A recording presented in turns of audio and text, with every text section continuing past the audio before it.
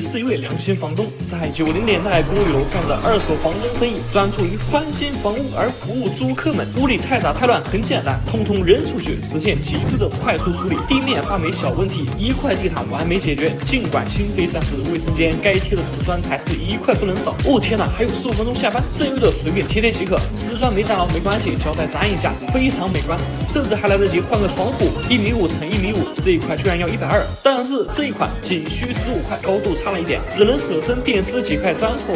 哎呀，掉下去一个，没事，咱不差钱。这窗户不就是这么装的吗？这也没问题啊，除了歪一点，强制补又是新房。像如果水管断开了，用胶带随便缠一下，再放个盆，完美解决。先下去进货，不是499的买不起，而是499的更有性价比，简直好用到爆。